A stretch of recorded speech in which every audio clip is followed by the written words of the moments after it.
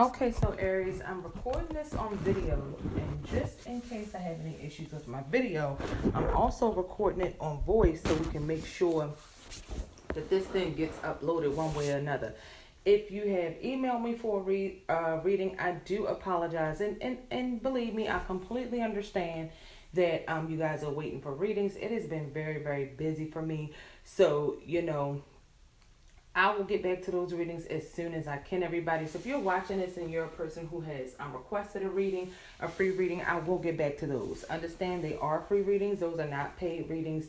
Definitely will do the paid ones as soon as I, quick with a very quick turnaround. But it's been truly, truly busy, and I have not gotten a chance to get to the free readings. So I will be getting those back out to you guys as soon as I can. I have not forgotten about them, and I have all the emails for the readings. But just talking briefly, I'm going to jump into this. We're going to do mini mid-month readings. I'm not going to make this go too long. I'm just going to give you a few quick messages of what I see in the cards. I'm going to start with Aries. And before we go into it, we can talk a little bit about the astrology. If you are Aries or you have Aries rising, Aries sun or Aries rising, like I always say, the astrology, which I guess you can look at it as a horoscope, it is general because not every Aries is going to have an Aries rising. But because this is general, and I don't know what time everybody who is watching this is born, it's going to be general. And this is how horoscopes are formulated and how horoscopes are told. They're told from the assumption that you have an Aries rising.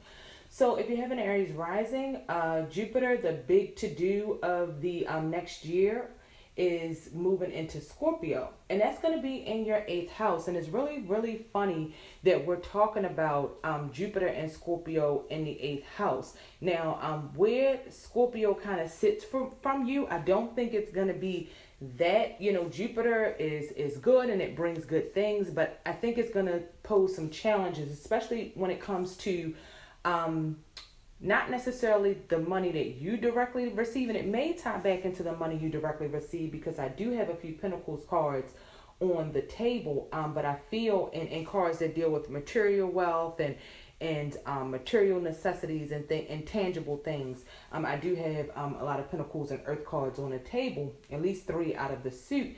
But I feel like that Jupiter in Scorpio for you is really going to bring more so challenges in seeing how maybe the relationships that you have with someone else where it concerns money and finances.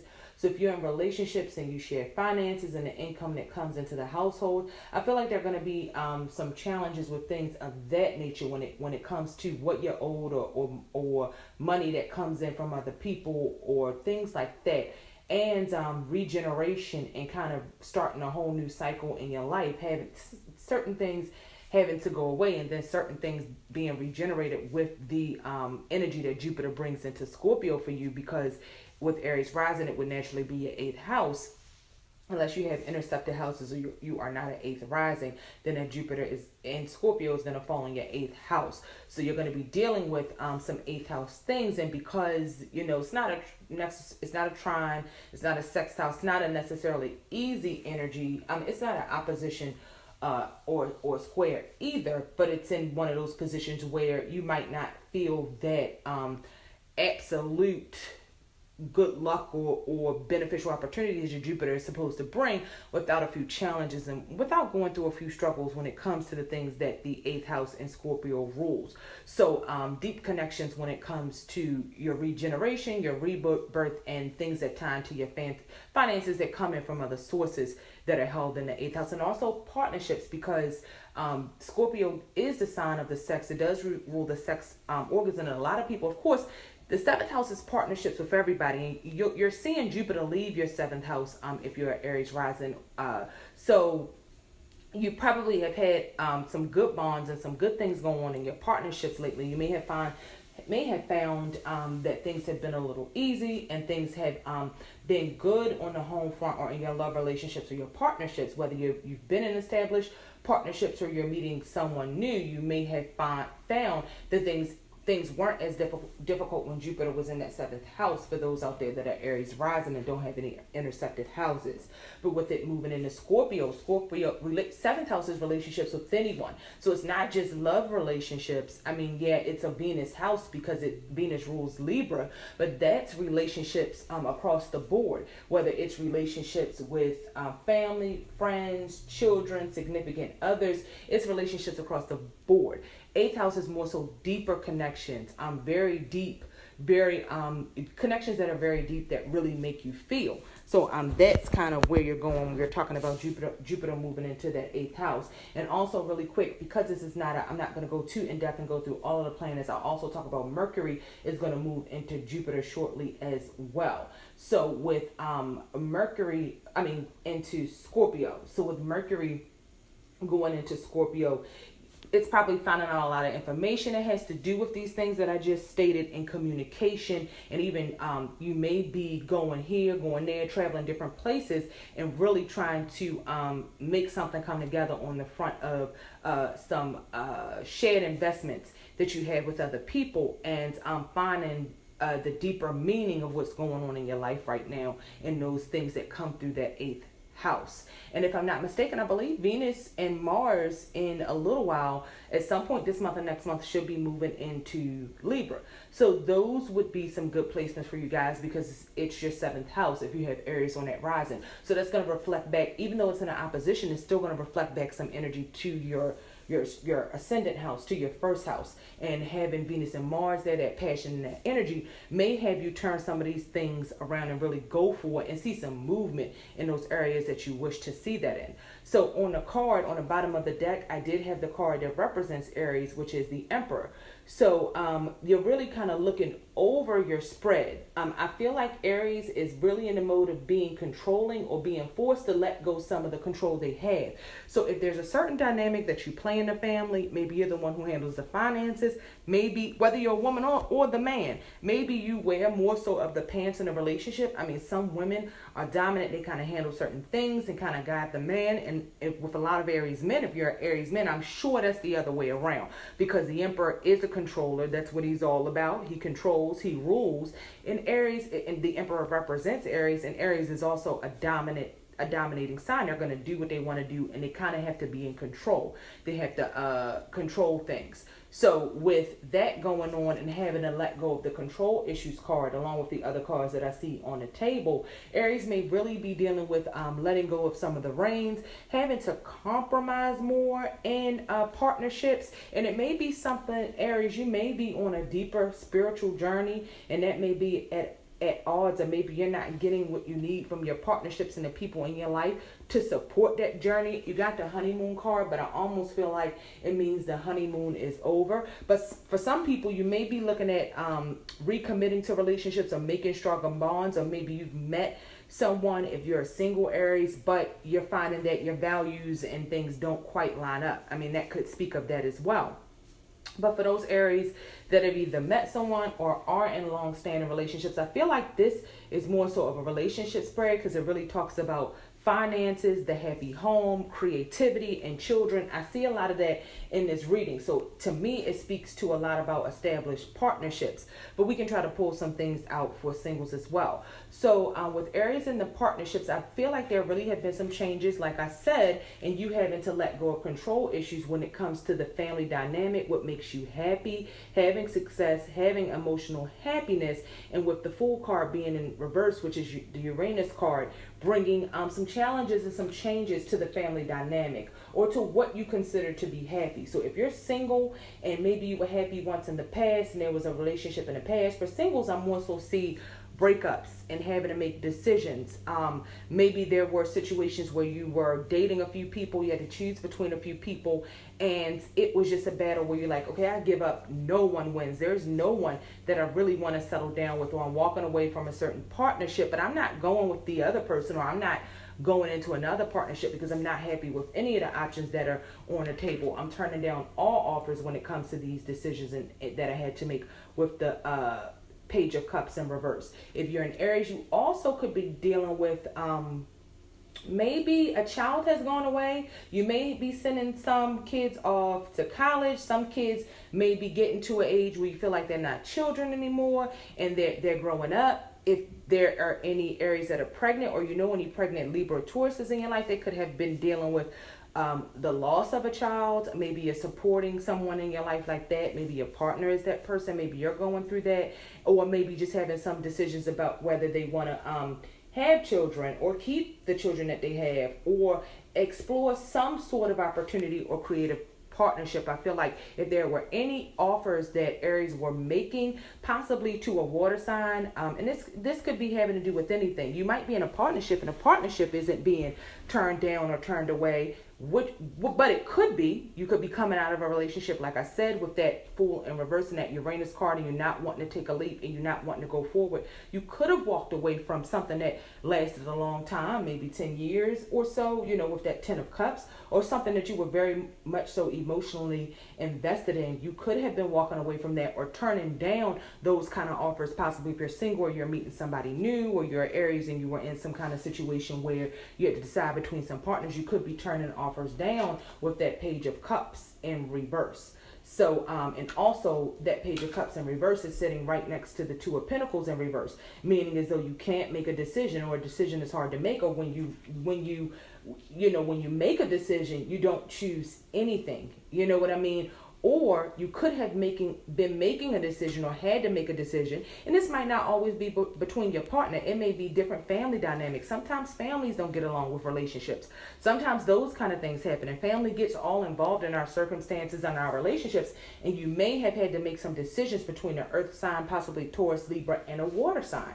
You know what I mean? Or maybe a water sign chose to not continue or not make an offer to an Aries, maybe because you had something going on with a Taurus or a Libra, or there's some decisions there. And if it isn't a Taurus or a Libra, it's somebody who carries this Empress energy, that I see that there's been some back and forth between this sort of energy and decisions and different things like that, having to do with kids, creativity, or like I said, someone losing kids, or something going on with kids and creativity. I feel like it's more geared towards kids because it's right under the Two of Pentacles in reverse. It's diagonal from that Page of Cups in reverse, and I also have another page, the Page of Pentacles in reverse. So you could have a water sign and a earth sign child, Capricorn, Taurus, or Virgo, Pisces, Scorpio, Cancer.